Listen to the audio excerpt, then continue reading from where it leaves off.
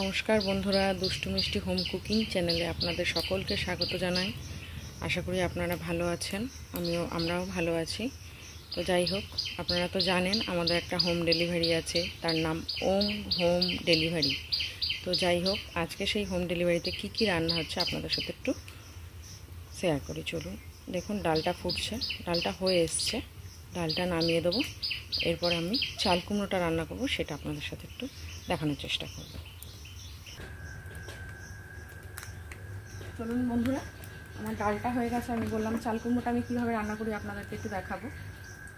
তো আমি এর মধ্যে সর্ষের তেল দিয়ে দিচ্ছি কড়াইতে। সর্ষের তেলটা দিয়ে কড়াইতে একটুখানি চালিয়েছি, সর্ষের তেলটা লাগিয়ে দিচ্ছি। দিয়ে আমি এর মধ্যে দিয়ে দেবো গোটা জিরে ফোড়ন। গোটা জিরেটা দিয়ে দিলাম, দিয়ে তারপরে দিয়ে দেবো আমি এখানে কুচানো আলু রেখেছি, এখানে আলু কুচিয়ে রেখেছি, সেই কুচানো আলুটা দিয়ে এটাকে আমি খানিকক্ষণ ভেজে নেব। চলুন বন্ধুরা, আলুটা আমার মোটামুটি ভাজা হয়ে এসেছে। এবার আমি ওর মধ্যে দিয়ে দেবো মুগ ডাল।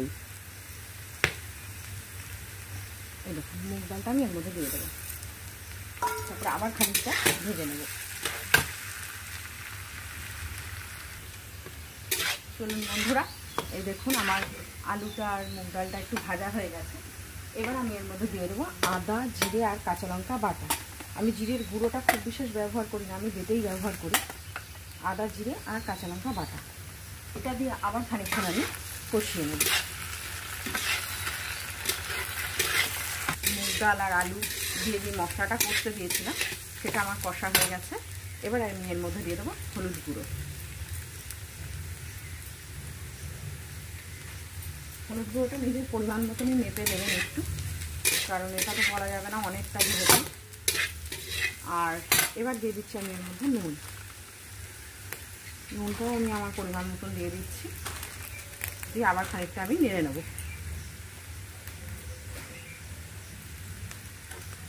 এটাকে ভালো করে নেড়ে নিচ্ছি।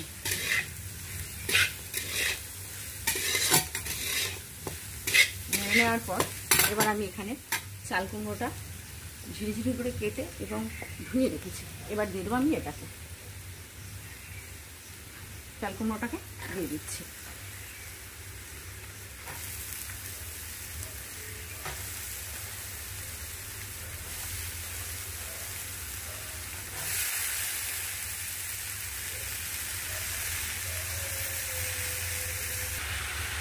বন্ধুরা, আমি চাল কুমড়ো সবটা দিয়ে দিয়েছি, এবার এটাকে আমি ভালো করে নেড়ে নেবো। এটাকে আমি পুরো মশলাটা মিশিয়ে দেবো।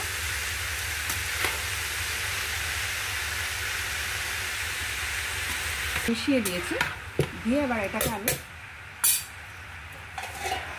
মিনিট 15-এর জন্য চাপা দিয়ে দেবো। মাঝে দু একবার নেড়ে নিতে হবে, কারণ যেহেতু এটা শুকনো জিনিস, মাঝে মধ্যে নেড়ে একটু আবার চাপা দিয়ে দিতে হবে। এটা তো জল দিলে হবে না।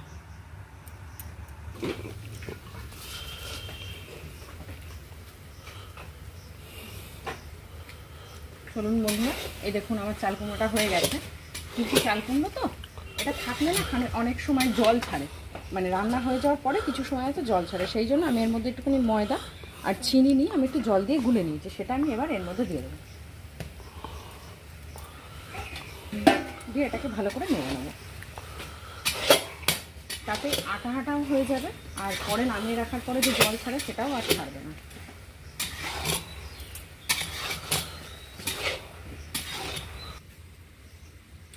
চলুন বন্ধুরা, চাল কুমড়োটা আমার পুরোই রেডি হয়ে গেছে। এবার চাল কুমড়োটা নামিয়ে দেবো।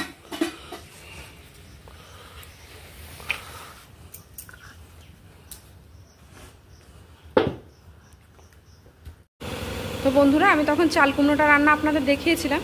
এই যে চাল কুমড়ো, এখানে রয়েছে ডাল, ওইটা আলু ভাতে মাখা, এই পাশটাতে রয়েছে আপনার পটল আলুর তরকারি, একটা চচ্চড়ি মতন করা হয়েছে, তার পাশে আছে আমের চাটনি, তার পাশে আছে আপনার মাছের ঝোল, এখানে লেবু পেঁয়াজ, আর এখানে ভাত। এটাই এখনও রেডি হয়েছে। আর মাছ মাংসটা আমাদের অর্ডার অনুযায়ী করা হয়। চলুন প্যাকেটটা করা হোক, তারপর আবার দেখা হচ্ছে। বন্ধুরা, আমাদের এখানে খাবার প্যাকেট হয়ে গেছে। এই যে খাবার প্যাকিং করা হয়ে গেছে সব।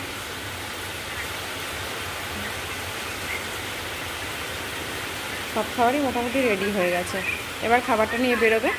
চলুন দেখুন বাইরে, চলুন বন্ধুরা দেখুন বাইরে প্রচুর বৃষ্টি পড়ছে। এই বৃষ্টির মধ্যেই খাবার দিতে যেতে হবে, কিচ্ছু করার নেই, ভিজেই যেতে হবে। তো চলুন বন্ধুরা, আজকের ভিডিওটা এই পর্যন্তই। আবার পরের ভিডিওতে দেখা হচ্ছে। যদি ভালো লেগে থাকে লাইক শেয়ার কমেন্ট অবশ্যই করবেন। Tata, bye bye.